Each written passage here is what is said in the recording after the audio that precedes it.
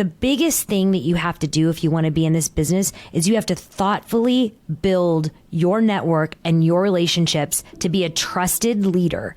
You have to hone in on your negotiation skills. And at the end of the day, you have to offer being so still and so unflappable. You're watching Young and Profiting Podcast on YouTube. Welcome to the show. I'm your host, Hala Taha, and on Young and Profiting Podcast, we investigate a new topic each week and interview some of the brightest minds in the world. Before we get started, hit the subscribe button and don't forget to click the bell icon to be notified every time we drop a new video. Hi, Stephynie. Welcome to Young and Profiting Podcast. Thank you, Hala. Thanks for having me. These are my favorite types of interviews. I love interviewing people that I know very well because it makes for a really fun interview. I feel like I didn't have to study because I know so much about your life already, and I feel like it's going to be such a great conversation. So, Stephynie, you are an award-winning business consultant. You are a crisis management expert. You've been behind the scenes on so many different headlines that people have heard about. They just didn't know that it was you behind the scenes helping those people get out of those crises. It's super exciting what you do and really innovative in terms of what you've built. So I can't wait to get into all of that. But we always like to start off with childhood. We like to talk about people's journeys. And I know you had a really crazy come up story. So talk to us about a turning point in your life. And I think that's when your dad died. Talk to us about that moment and what happened after. Sure. So it's a little bit more complicated than that. So let me just take a little bit of a step back. Yes. So my mom was married to who I thought was my father. And they got a divorce when I was very young. They got a divorce when I was, under 2. And I had my father had been married several times before. And so I had siblings. I had half siblings. And what happened was he didn't really see me after the divorce at all. And so it was really hard kind of keeping up with my siblings because I was so young and they would try and call, but then you don't really know what's going on when you're a kid. So fast forward, Hala, and I was in middle school. My mom showed up at middle school and said, "Hey, you actually have to do a blood test because your father got diagnosed with cancer." And imagine middle school. I'm like, absolutely not. I don't even know him. I'm not doing this. No way, no shot. Long story short, I ended up getting in the car. And that was it. I got in the car, went and did the blood test, and that was all. About 8 months later, I was walking to my mother's office, and I stopped by the lab on the way up to go get my mom's lab slips because my mom was a hospital administrator. And on the top of the stack of the envelopes said my name. And I was like, that's super weird and odd, but whatever. And I opened it up, Hala, and it said paternity denied. And wow.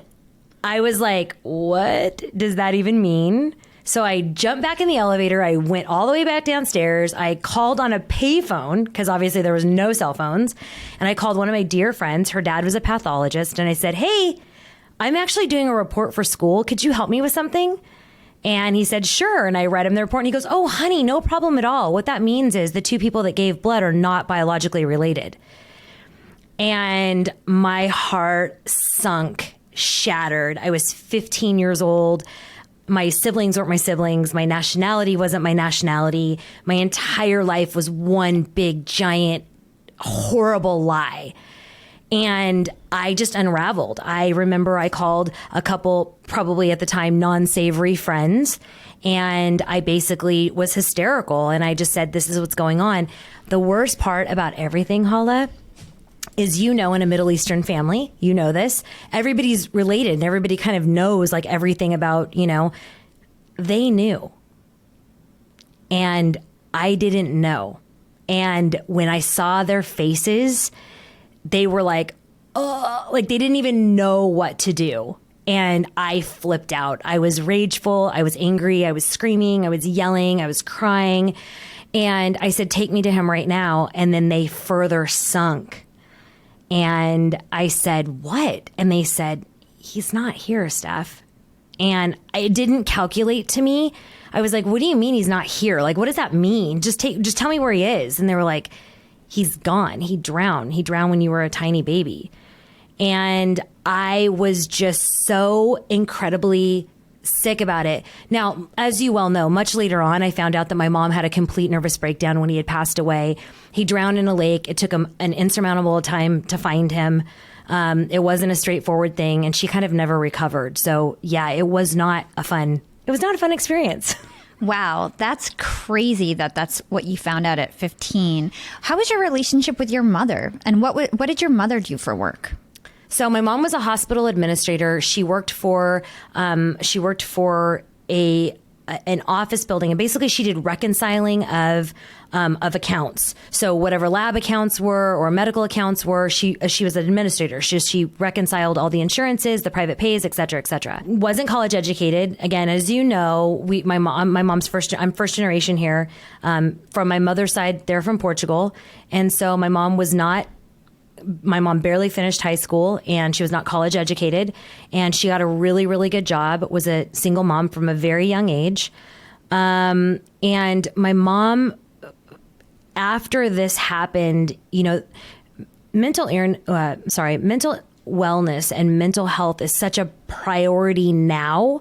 But back then, it wasn't a priority. People would go, oh, they're a little off, or, oh, they get angry a lot. There wasn't really a ton of labeling. And so I don't think people understood, child abuse. I don't think people understood emotional neglect. Nobody really understood that. And then how could she not? Like, the love of her life just drowns, and then she has to quickly pivot to figure out a father or a father figure for a child. There's a lot on her. We had no relationship, and the relationship that we did was highly, highly hurtful and tumultuous. And sadly, it really never got any better. There were times where there was a glimpse of, hey, maybe it could get better. But people with mental illness that don't seek help on their own with their own therapies and their own resources, it's their choice, and they choose not to get better. And she passed away about 4 years ago. Okay. Well, I'm sad to hear that you guys never mended your relationship. I know. We can talk about that later and see what you've been doing to kind of mentally get over that. Yeah. But let's talk about what happened at 15 years old, because from my understanding, at 15, you were on your own. You were paying your own bills. You basically separated yourself. I think it's called Emancipation, correct? Yeah, so talk to us about what happened. What happened next? Yeah. So basically I was like, what? I mean, Hala, I wasn't great in school. I just didn't really care. What was I going to finish school for? Nobody in my family finished school. My friends were, looking back, my friends were amazing. The way that they loved me and the way that they protected me and the way that they looked out for me. But they weren't like, hey, Steph, you shouldn't do that. You need to do this over here. It was kind of like, birds of a feather, guilty by association, whatever cliche you want to say. So they weren't bad people, but they were really comfortable in staying where they were going to stay. And I wanted out of that small town. I wanted nothing to do with it. I wanted to be completely rid of everything from there. And so I guess school was the answer, but I didn't really have anybody checking my homework or going, hey, did you do that? Or there was really no one. And so at 15, I went to go quit school. And I was very determined. God. You should have seen me with my hand on my hip. I was going in there and I was going to give him hell. And I remember his name is Chuck Vidal. Okay. And he was the principal of the school, who later moved on to be the superintendent of all the schools. Okay. He was like, yeah, we're not sorry. Yeah, no. And I was like, you can't tell me what to do. And I was, and he was like, okay, so here's what we're going to do. And he didn't let me quit. He put me on something a lot more manageable for me. I finally fessed up and I told him the entire story. And he said, do you have anybody that you can call? And I called my oldest aunt. My mom is one of 7. There's 20 years difference. My mom was the youngest and my aunt was the oldest. And I called her and I said, I don't want anything. I don't want any money. I just need you to go be what they call a character witness. And she was like, what are you up to now, Stephynie? What are you doing? And I'm like, I don't really know, but just be there at 3:00.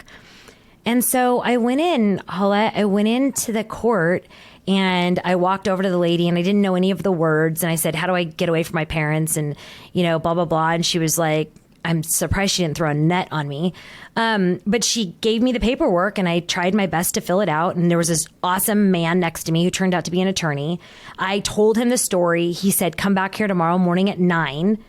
And I said, okay. And he filled out the paperwork for me and he walked in and let the judge hear the case. And my aunt was there and said, everything that she's saying is completely true. And the judge said to me, in all of the cases I have ever heard, I have never, ever granted immediate emancipation. Never. He's like, I've always taken under submission. I've always looked at other resources to be able to give this child. And he's like, I'm granting you full emancipation. And he goes, I need you to know something. You are an adult from the second you walk out this door. He said, you will be tried as an adult. You will be privileged as an adult. You will be anything you can imagine will be adult from here on out. And I was like, okay, great. Like it didn't even hit me, the repercussions. And that's what it was. Filling out, I mean, imagine in your head, imagine filling out a lease for an apartment. Like I didn't know what first, last, and deposit was. I didn't know, like people were looking at me like I had lost it. And I was like, no, I can do this. So I took 3 buses to 3 different jobs. I worked at Contempo Casuals. I worked at Foster Farms Chicken. Not, by the way, not hot when like the super smoking hot guy walks in the door that you like and you're ducking behind the counter and everybody's calling you kind of up. And I finished school in independent study and I worked really, really, really hard. And there wasn't an option to fail, Hala. There was no option to fail. This is what I had to do. That is crazy. Like, do you ever look back and feel like do you feel like you made the right decision at 15 years old? Do you wish that people treated you more like a child and told you like, no, you can't do this. You don't know what you're doing?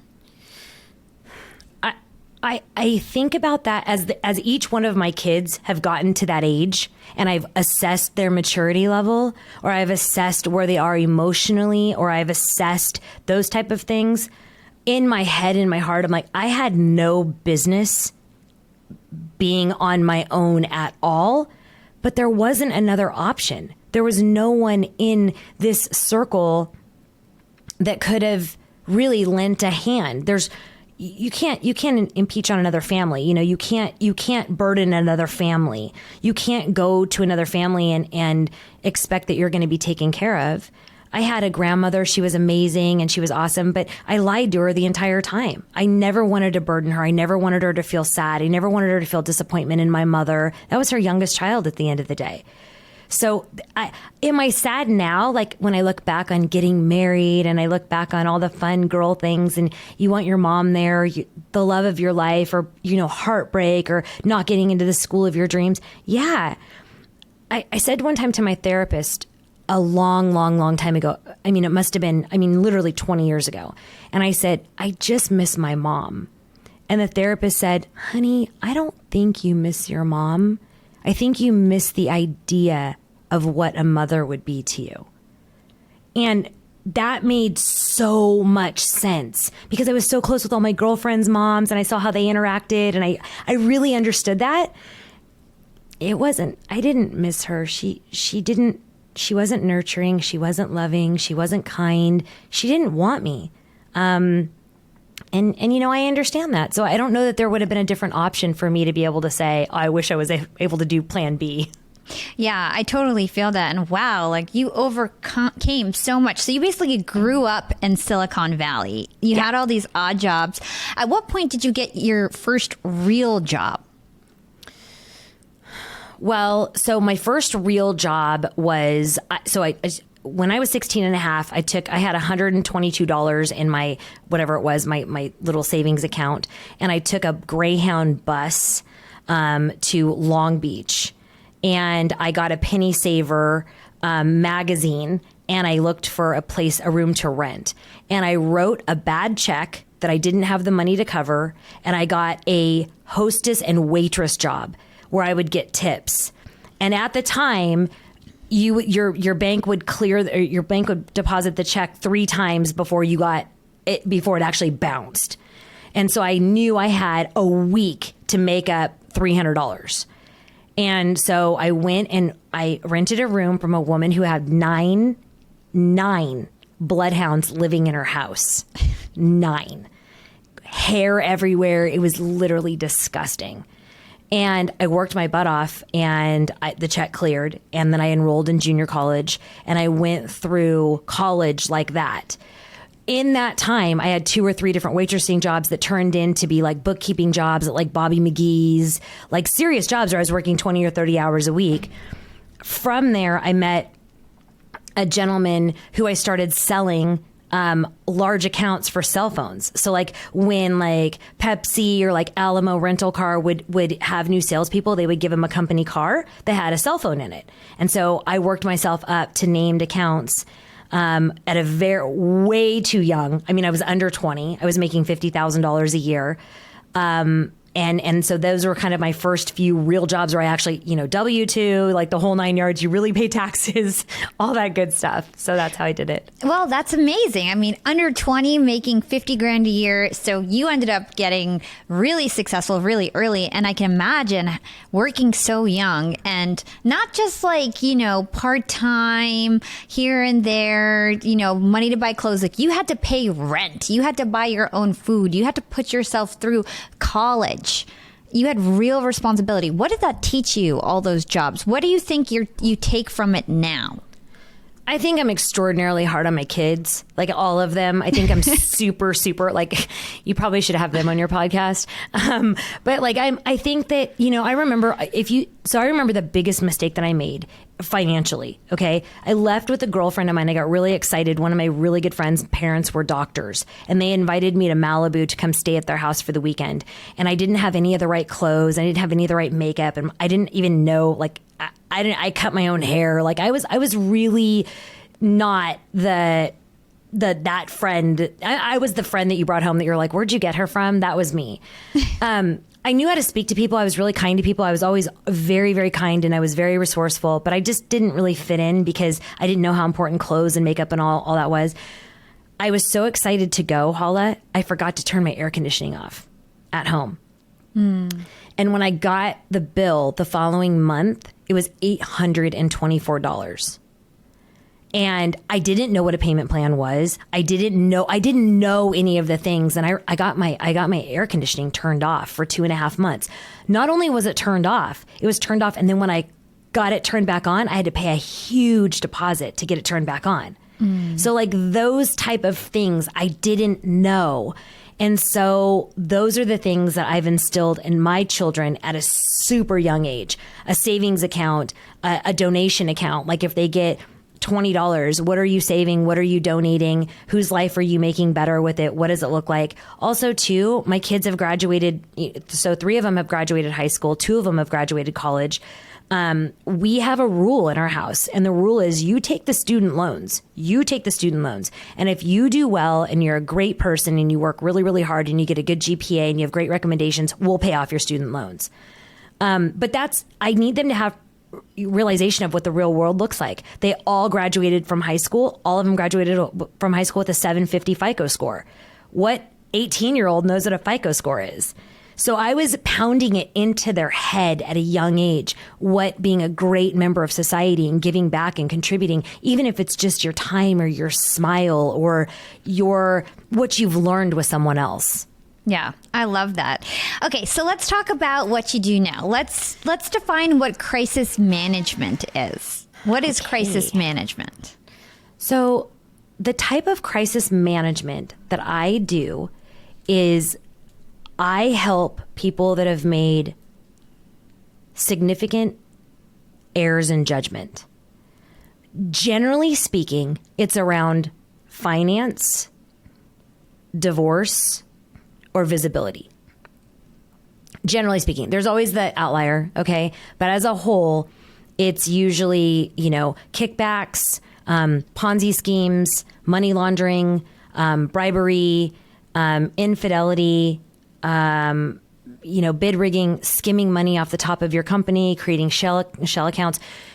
We work with these type of individuals because those type of individuals usually go out and hire a white collar crime attorney. They don't have any idea there's different ways to move about the journey in a less public forum, if you will. Got it. So walk us through what would happen. Somebody calls you up. They say, Stephynie, you're the girl. You're my girl. I'm in a crisis. What now? Like, walk me through your process in terms of like all the different types of people you might have to talk to. Like, I know you deal with the FBI and the CIA and like all the, like, walk us through just like an example of what you would do with a client. You're like, walk me through a normal crisis. Like if any of them were just normal. Okay. So, let's talk about like, let's just talk about a typical, let's just talk about like a white collar crime, like a financial crime. Okay. So let's just say like a kickback, or let's just say like a skimming type crisis. And what's a kickback? So a kickback is, most professional services are not allowed to receive any monetary gain from a referral. So for example, an attorney could say, oh God, my really, really great friend Matt sells Lamborghinis. And then he gets a monetary, basically he gets money for referring. You're not allowed to do that if for any point in time, this can come back to you as preferential treatment. Like, you can't do it at all. It's very specific for doctors. It's very specific for attorneys. It's very specific for therapists. They take a code of ethics and they know they are not allowed to receive any sort. Like an attorney can only refer another attorney, but they can't be compensated for it. I was going to be surprised because I'm like, oh my gosh, in my field, that's all we do is refer. I'm glad I'm not a lawyer or a doctor. It's actually really funny, Hala. It's actually super funny. I'm going to tell you this really quick. So when I first started doing this, because, I ran a consulting firm, a global consulting firm for like 16 years. So when I very, very first started doing this, my very first client sent me like a several $1 million client. Okay. And this guy is like my father. Okay. And he sent me this client, and this client was a dream. He never lied to me. He told me everything that I needed to know. He put me in touch with everybody. He's like, you know what, Steph, that's a great question. I don't know. Let me put you, like, everything just was so smooth. So he was looking at several years in prison. We were able to get him an unbelievably positive experience. Okay. Like a really positive. He still had a consequence, but it wasn't a public consequence. It was actually a really good consequence for he and his family that he was able to live with and continue after he was finished with his consequence, leading his life. Okay. So after this whole thing was over and done with, I sent him the guy who referred me, I sent him a watch. And the case was over, and I just go, God, thank you so much for thinking about me. So fast forward like 2 years later, we're doing this big, huge investigation, and the attorney walks in, and it's a kickback case. And we're in this giant boardroom in New York City, like on the 50th floor. And they start talking about the attorney sending gifts to, these different people. And I'm literally sitting in my seat, and I'm shrinking and I'm shrinking. I'm getting further and further down because I'm like, oh my God. So after everything was said, having a heart attack, literally, after everything was said and done, I grabbed one of the attorneys. I'm like, I have to tell you something. And he was like, okay. And I told him, and he was like, no, completely different. He's like, your professional services, absolutely. And he's like, but this was a case where this person who referred you had nothing to do with the case or your future services. So I was like, oh God, okay, thank God. So it was crazy though, because I was really nervous about it. Yeah. That is a really funny story. So everybody's clear. It's like, it's certain professions that have to be careful about that. And it's certain circumstances. It's really, truly what it comes down to truly is the three that I've seen is it's therapists, so psychologists, psychiatrists that you see for any therapeutic, means, attorneys and doctors. Those are the ones that are really just like the ethics board is just on top of you all at all times. There could be more, but those are the ones that I come across. Okay, so what is entailed? So I'm your girl, you call me up and you're like, I accidentally stole $100 million from my company. I'm so sorry. I have no idea what to do. So the first thing I do is I assess if I believe you or not. I assess whether, like, how deep was this crisis? Did you have your sister involved? Did you create a shell company? Did you use your company credit card to buy misappropriated jet hours? Like, what exactly is the crime, and how are you looking at me, Hala? Like, are you like, oh my God, I blew this? Are you like, what is going on for you? That initial meeting is how I assess if I'll even take you as a client. By the way, she only does this in person. I was talking to her offline, and she will only do this in person. Only. Under no circumstance will I do it on Zoom or video, because body language and how somebody looks at you and how they communicate with you and how they think or ponder a question is so important to see. Because ultimately, Hala, think about this. Ultimately, I'm getting them to their best measure of success, remember? But ultimately, they may be in front of a jury.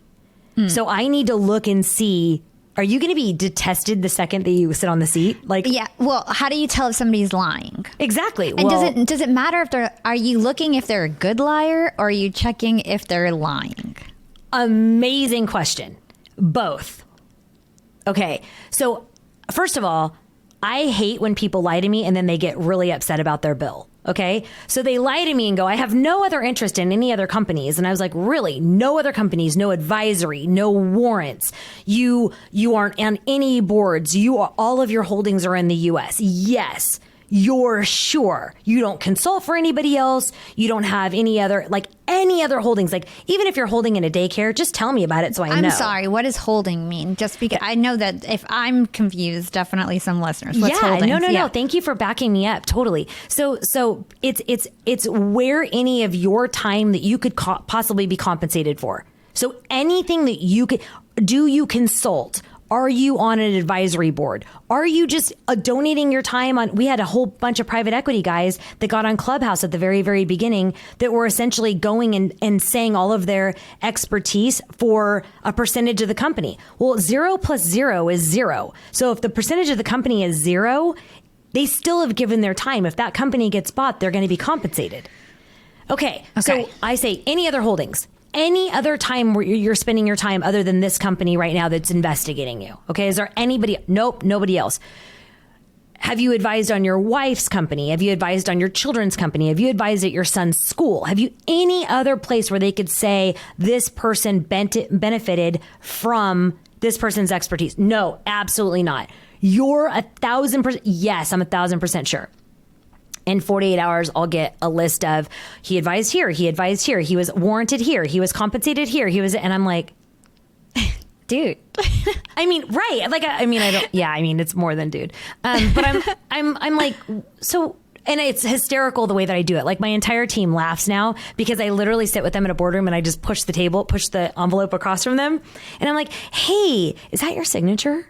Because if not, we need to get our fraud team in here like immediately. Like, your name is on 7 companies in 4 countries, 3 continents. This is crazy. And they're like, oh.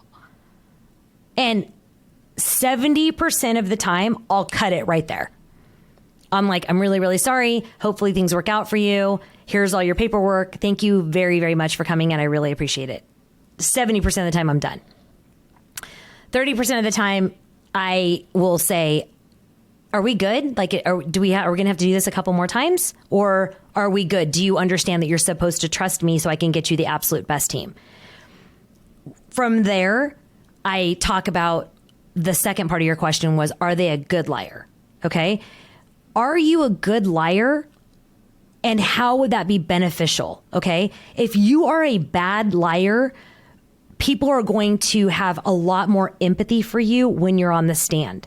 If you're a good liar, as you know from the episode with Mark Bowden, okay, there's things that happen within your body. There's the way that you move. There's the way that you sit back. There's the way you play with your hair. There's a way you look up or look down to communicate.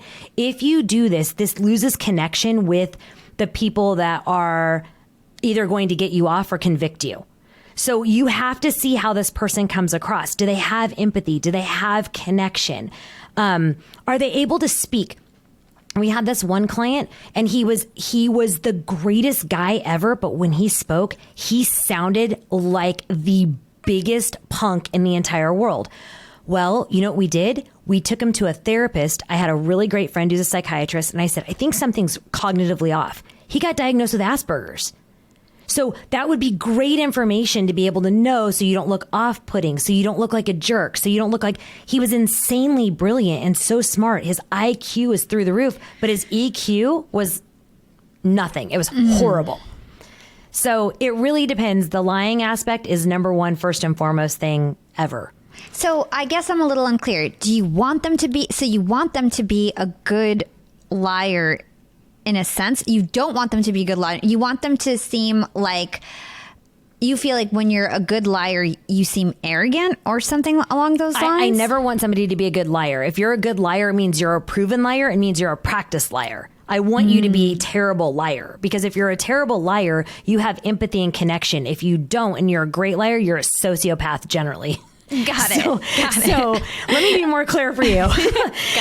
So if you're a bad liar, you have holes, because the reason why you have holes in your lying scheme is because there's parts of you that feel badly about lying. If you just get up and you're able to just rattle one off and you're looking at somebody and you're completely connected, there's something else very wrong with you.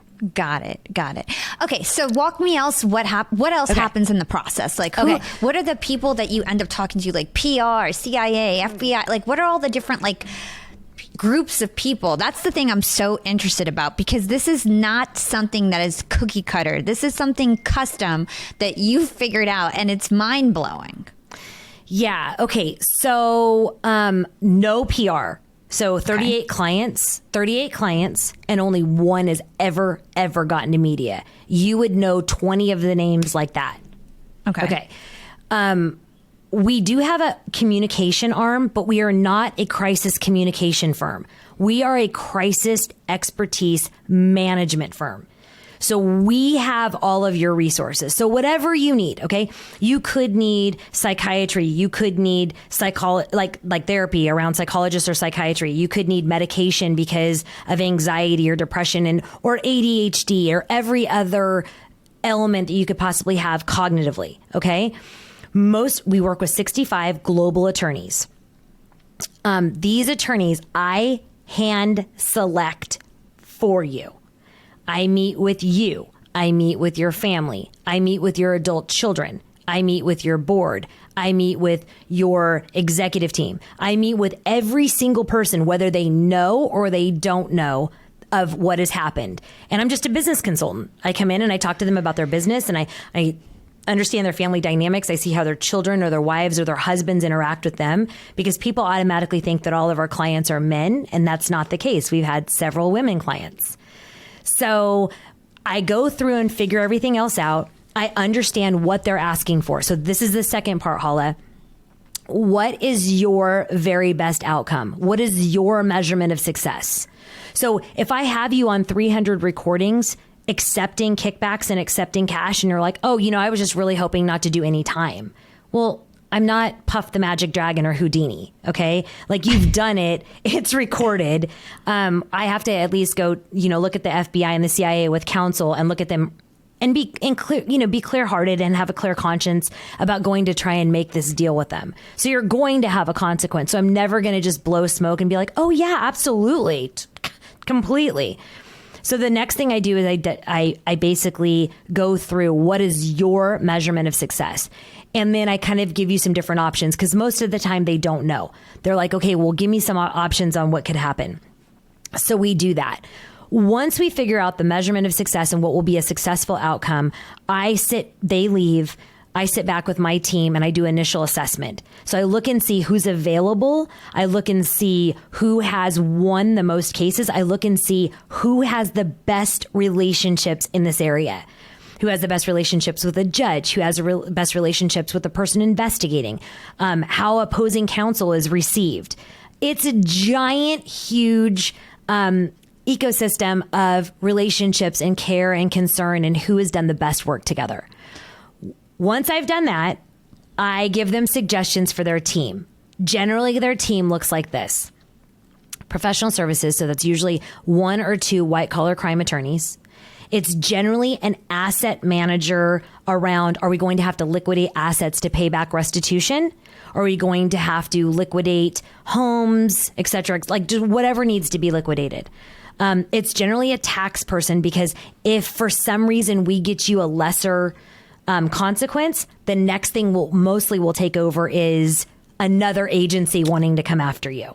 So I don't want to close one problem and then have, the IRS come after you for tax fraud. So we get a bunch of different documents and a lot of different statements, and we get a lot of people involved. Then we come and present you what we think is going to happen. So there are PR people, there are social people. We do social campaigns, we do reputation campaigns. But keep in mind, as a whole, that's 5% of our businesses because our clients don't ever get known. So it's white collar, it's asset, it's some sort of therapy for the family. It could be drug related, it could be psychological safety relation. It could be whatever it happens to be. We have all of those resources, metadata, getting your phone scraped, making sure that the opposing side gets the right and proper data in an immediate fashion. It's setting up servers so your content or your images are safe on a server and not in the cloud. It is a bunch of different cybersecurity issues. It's a bunch of different personal relationship issues. And then it's a bunch of different professional services relationships. It's such an interesting field. I find it super fascinating. So how do you get people prepared for these court hearings? What are the types of things that you do? So knock on wood, only 2 of our clients have ever gone before live court. Wow. So you tend to settle things outside of court. Yes. And that is 1,000% because I have the absolute best team ever. So I have people that have deep relationships with agencies that you go have a cup of coffee and go, hey, here's kind of the facts. What are you thinking? We've walked clients in. So we've walked clients in to confess, or we've walked clients in to say, hey, this is kind of how the scheme worked, or I know you're looking for these pieces in the investigation. I have those pieces. Our job is not to make the agency's job harder.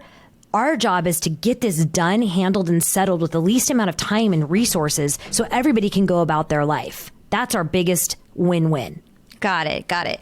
So interesting. So your job is to keep people out of court, keep people out of the news, and keep it hush-hush. And that's why they hire you and give you the big bucks. How much does it typically cost to navigate a crisis? Oh, gosh. So that's so hard, Hala, because there's so many different crises. I mean, it really, let me answer it like this. How honest are you willing to be?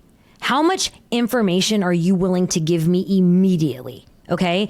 And if that is the case, that generally is the 3-month bump. That's usually, I didn't really know you needed that, or I wasn't really certain that was important or imperative. Those are the things that slow down a case. Those are the things that create bumps in trust. Those are the things that kind of, inflate the bill, if you will. Got it. We've settled millions and millions and millions of dollars for $1 million. We've settled over $100 million for $5 to $7 million. We've done where there's an assessment where we've charged $500,000 for the assessment. We have found the loophole, and our client has kept the money, and we've asked them to accept the money back and close out the investigation. We've had things happen like that. We've also had, in the middle of freaking COVID, cases that haven't settled for 2 years because federal court or state court keeps opening and closing and opening and closing and opening and closing. So there's not really a number. What I will say for metrics purposes, what we get told is based on our negotiation, because remember, we negotiate the entire thing. We negotiate the attorney's rates. We negotiate the assets rate. So I'm going to sell this jet or this yacht for 7%. We'll say, no, thank you so much. I really appreciate it. We only usually charge 1% to 3%. They're like, okay, Steph, we'll do it for that. So we negotiate everything. So the attorneys that are $2,000 to $3,000 an hour, because we settle out so quickly and because they really love how fast I can get them the information. Sometimes you get the strongest attorneys, all the name brand attorneys, for $750 to $1,500 an hour, which is half of what you would normally be spending. Mm-hmm. I review all the invoices. I look through all the invoices. We work with the absolute best state-of-the-art attorneys, and they want to do a good job. They just don't really want all of the emotion that's in the case, and that's something that our team really takes off their hands. Yeah, super interesting. So let's talk about how you figured this all out. There's so much to navigate. It's not something you just go to school for, and it's like you've built this whole ecosystem. So walk us through how you figured all of this out. So it really is just people. It's really understanding people. So the reason why businesses don't do this, Hala, is because they don't really know what the other person wants. So it's like me. If I brought you something that was a product and I go, oh my God, Hala, this guy is the best guy in the entire world. And he has this amazing product and it's so good. I know you're a good friend of mine. Will you do this for him? Products are not what you do. You don't do that. That's not who you are. Would you do it for me? Probably. But does it highly align with you? No. But if I brought you a celebrity, a star, and I go, Hala, redo everything because he's a disaster and here's your budget, that would probably align with you. I give cases to attorneys that love what they do. So I'm not going to give, I say this flip, but I'm not going to give like a DUI attorney, a $60 million Ponzi scheme. He doesn't like doing that. He likes the quick ones, going in and meeting with with those type of judges. I really find out what people love to work with. I find out how they're building their business, how they're building their portfolio, and I want to infuse it with good. And so after doing this or meeting with the psychologist, I was meeting with the psychologist who was actually doing an interview with me. And she had such incredible business acumen. It turns out she went to Harvard Business School and just hated everything to do with business and really loved helping people. So I thought, oh my God, she'd be so perfect for my clients who hate to go talk to a therapist because all the therapist says, how do you feel? How does that work for you? How do you feel? It's not real, true business acumen. So I was like, hey, would you consider doing this with 2 or 3 of my clients a month? And she was like, oh my God, I would love that. So I like to light up both sides, getting the client the absolute best result, but also too infusing these amazing relationships that I've built over 20 years. Yeah, that's amazing. I guess what I'm trying to figure out is like, did you learn this from someone? Like how to navigate? Did you work for a crisis firm before this? Or how did you come up with the idea of like, I want to navigate crises? Like, how did your first case come up? Like, that's what I'm so like. Okay, here's my first case. Here's my first case. I got a phone call at 11:20 at night, and it was from a previous VC that I had done a lot of work with. And he said, and I had often, I need to be really careful with this. I had known him many, many years, and he was instrumental in bringing so many clients to our consulting firm. And every time I tried to pay him back, Hala, a nice dinner with he and his wife, a really great bottle of wine, he would say, Steph, listen, you act like I'm doing you a favor. I'm giving them to you because you're the best firm. Okay, you don't need to pay me back. It's payment enough how well you take care of them. So this went on for years and years and years. And then I get this phone call at 11:20 at night saying, you want to know how you can help me? Let me tell you how you can help me. And I was like, what? What is he talking about? What is going on? And so basically he asked me if I would consider looking at a very significant problem that they had that they needed help with. Okay. I'm a business consultant. That's what I do, right? So I said, great. Tell me about the problem. And he said, no.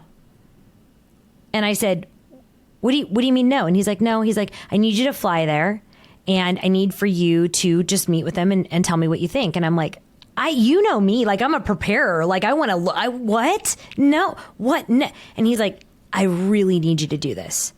So I was like, okay. So I go fly there, zero information, zero. I show up and I get handed a manila envelope. The manila envelope probably has, I don't know, maybe 20 or 30 pages. It was literally out of a book. It has 20 or 30 pages in it. And what is in there is several receipts from a credit card company, about 8 still black and white pictures of a person with other people, with other things that weren't supposed to necessarily be in the picture. Okay. And I'm like, okay, this is great. What do you want me to do? He said, fix it. I said, what does that even mean, fix it? I don't even know what that means. And he goes, there's no one I know that is more connected in more continents with more business relationships that handles things calmly, quietly, and is unflappable than you. Fix it. Click. I was like, what the hell does even fix it mean? What does this mean? And I opened the last page of this manila envelope. I flipped to the last page. And it was somebody who I had known for a very, very long time.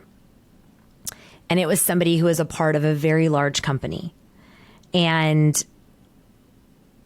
I knew that if this were to be public information, it would be horrifying for his wife and his 5 children. And so I quickly needed to understand the problem. It went from $3 million to $30 million super, super, super fast. The problem is there's a lot of things within this Hala that for example, he lived in 2 different countries.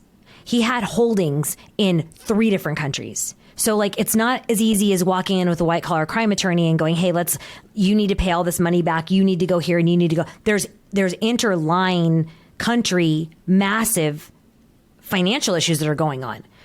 So it just so happened that I knew 3 different attorneys that I loved and adored. And I called and I said, hey, I know it's been 22,000 years, but I was just wondering if we could just sit down and have a conversation. All of them said yes. And I said, what would you do with something like this? And what would you do with something like this? And what would you do with something like this? And they all gave me great answers and great ideas. So I came back and I was like, I think I need a legal team to like put this stuff together. And so that's what I did. I called him up and I said, here's the deal. I need these things. He said, great, here you go. It's done. So I created contracts. I created retainer agreements, and I created 6 attorneys that were willing to document helping me through this crisis. After that, it turned out so unbelievably well. The attorneys had a blast. We helped somebody who we thought had done a really, really, really horrible crime that did not a great crime. It was bad. It was horrible what they did, but the reasons why they did it were a little bit more explainable. We got them all the help that they needed. We got all the money plus 13.5% interest paid back in restitution. We got every single person paid for their profession double what they would have made, and everything was completely handled within 92 days. That's amazing. So basically, you had a break where somebody put you in the fire. Yeah. You did it well. And then you were like, man, I guess I can create a business out of this. And you probably felt like this is the perfect job for me. All my experiences prepared me for this. Yeah, I didn't feel like any of that. I literally was like, I didn't feel like that at all. I actually was like, oh my God. Okay. So I got done and I was like, okay, yeah, done. Okay. And then he called me and he was like, so how'd that feel? And I was like, how did what feel? That I walked into like baptism by fire and I had no idea what the hell I was doing? How did that feel? And he's like, not the point, Stephynie. He's like, you did it. You didn't, your heart rate didn't raise. Everybody loved working with you and you got the best result. And I said, great, but I believe in addressing the gap. And like, really, how big is the need for that? And he goes, oh, well, let me tell you. And so we sat down and he ran through just what he had known in the last 6 months. And not only that, Hala, but how many people had been taken advantage of, how many people had paid a white collar crime attorney maybe $1 million and still gone to prison for, 10 years, or somebody who had maybe rolled on somebody else. Like, people don't understand how to move through the journey in a thoughtful process. We're not getting criminals off. We're not doing that. We're just giving them a different way to preserve their families and and give back the money or whatever it is they took from the other company. Got it. Super, super interesting career. Now, we are about to wrap up the interview. We're going to do a quick fire segment because I want to talk about your courses. I want to talk about your podcast. So let me just very quickly, if somebody wanted to get into this space, what would you recommend them to do? If they wanted this to be their job? If they wanted to be you, if they wanted to be a crisis management expert, what would you recommend? Like interning for a company like yours? Is that like really the way to kind of learn the ropes? So I would say no, because I would say I don't let anybody intern for me because the information is too sensitive. Okay. And you have to, at the end of the day, you have to be so discerning with who you bring into that fold. I would say if somebody wanted to do this, first of all, they have to be able to do it for the right reasons, Hala. The first thing is, we don't do any marketing. Your clients don't go, oh my God, call Stephynie because she just got me out of this crazy $100 million scheme. So it's really, you ride off into the sunset very quietly and very discerning. We don't do public statements. We don't do all of these things. The biggest thing that you have to do if you want to be in this business is you have to thoughtfully build your network and your relationships to be a trusted leader. You have to hone in on your negotiation skills. And at the end of the day, you have to offer being so still and so unflappable to be able to really be in rooms where everybody is just losing their crap. So those 3 skills, if you can do that, call me. Amazing. Okay, so let's get into this quick fire section of the podcast. So you have 2 courses, Executive Presence and Scale Up. So let's first talk about executive presence. What are your top 3 tips to have great executive presence? Great question. So I would say effective listening skills. Listening to understand, not just for a pause or not hearing. So people say, hey, did you hear me? That's not the point. Did you listen to understand and ask clarifying questions? That's number 1. Number 2, how do you show up for meetings? Are you early? Are you late? What do you offer? Are you prepared? And how do you know you're prepared? How are you receiving feedback? Are you asking your direct managers or executives or other leaders how you can show up in your best self to be able to really hone in on those skills for what you want, not what they want you to do? Do you want to move up the ladder? Do you want a promotion? Do you want to move to another type of career? Showing up for you above everyone else and just being really, really solid in who you are and what your message is. Love that. Love that. Okay, so let's talk about scale up. Okay. What are the best ways to scale your business? First, foremost, everything is making sure that your product or your service addresses a certain market. And that's where everything kind of starts and stops. Is there even demand for this? How do you know? Who have you polled? Who have you spoken to?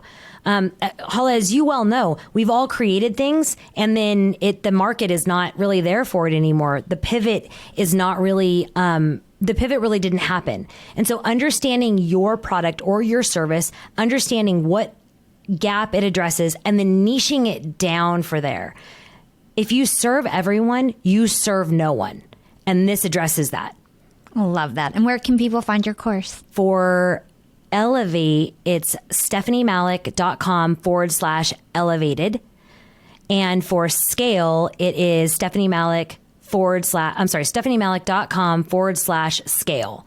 Awesome. So we're going to stick that in the show notes and we're going to have a special offer for all of our listeners tuning in. We're going to offer 10% off. I actually help run Stephanie's podcast and her social media. And we feel like all of our listeners at Young and Profiting are going to really enjoy these courses. They're really made for young professionals who are looking to level up. And Stephynie is a master business consultant. She's started 11 different companies. She is a mastermind. So thank you, Hala. I really appreciate it. You are brilliant. Okay, so let's talk about the Spin It podcast. You have a brand new podcast. In it, you help us understand how to turn obstacles into opportunities. I know that I had to convince you to start a podcast. When we first got on a call, I was like, Stephynie, you need a podcast. You are a rock star.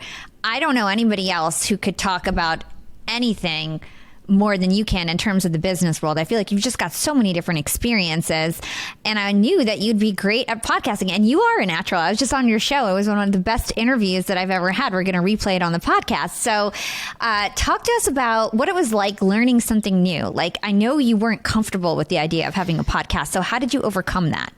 So I feel like I want to have an entire show on this, on just how amazing you were at so gently pushing this. I mean, Hala, I have to tell you, I really pissed so many people off because so many people had begged me to do this 4, 5, 6 years ago. And I was like, no, I don't want to be part of the noise. I don't. everybody has a podcast. I don't have any desire. I don't want to do it. And I can't tell you how many people did it. How many people came to me and told me to do this. The way you articulate what is important to your clients, the way you mirror things back to that client is 1,000%. I mean, you know, Hala, I didn't fight you. You said, this is what I want you to do. And I said, okay. And you were like, wait, what? I didn't love it. It's still taking a lot of getting used to because I want to show up and be so present. And I want to show up and add so much value. It's still not just like, oh, walk in the park like you. But I am getting really amazing feedback. I'm getting like some of the best people that you've introduced me to sending me an email and going, oh my God, that was literally one of the best interviews. And I'm like, shut up, Hala put you up to that. And they're like, I haven't talked to Hala in 3 months. So it was a lot, not knowing, being completely vulnerable with you. Business is my forte. That's what I do. I take companies and I pivot them. I grow them. I make them global brands. That's what I do. I didn't know what I didn't know. And finding someone like you who is just, it's funny. The girls, my team said, it's literally funny because you hire her for the same reason your clients hire you. I have called you with the biggest flip outs and you're like, okay, here's what we're going to do. Like, there's not even a pause. There's just like, okay, this is what we're going to do. And by the way, if this doesn't work, this is what we're going to do next. It's such a safe place for me to just be able to call you and freak out that I didn't know the right questions to ask, or I feel like a little girl walking around in my mommy's shoes. And have you just go, Steph, I got that. And this is what happened. And this is what we're going to do. And this is how it won't happen again. Or this is how we're going to make it bigger. And you've just been instrumental in every aspect of this podcast. And I can't thank you enough. Oh, thank you so much, Stephynie. I'm so proud of you guys. It is an amazing show. I'm not just saying that. Like, you guys, I've had 200 episodes. I've never brought a client on and been like, you have to listen to her podcast, but you have to listen to her podcast. You will learn so much because she just has so much experiences. She's been working in this world since she was 15 years old. Like, she knows her stuff, and some incredible conversations are on that podcast. So go check out Spin It. Go check out her course. If you guys really want to level up your business skills, your executive presence, if you have a business and you want to figure out how to scale it, make sure you check that out. Stephynie, what is your secret to profiting in life? My secret to profiting in life is understanding what other people are needing and seeing if I have the skills or the superpower to help them believe in themselves. I love it. And where can our listeners go to learn more about you and everything that you do? StephynieMalik.com, and it's with a Y. So I'll spell it. It's STEPHYNIE, Malik, M as in Mary, ALIK.com. All right, I'll stick that in the show notes. You can find her on Instagram. You can find her on LinkedIn. We'll have all of her links in the show notes. Thank you so much, Stephynie. This was an awesome conversation. Thank you so much for having me. Thanks for listening to Young and Profiting Podcast. If you enjoyed the show, please write us a review or comment on your favorite platform. Nothing makes us happier than reading your reviews. We'd love to hear what you think about the show. And don't forget to share this podcast with your friends, family, and on social media. I always repost, reshare, and support those who support us. You can find me on Instagram at YAP with Hala or LinkedIn. Just search for my name. It's Hala Taha. Big thanks to the YAP team as always. This is Hala signing off.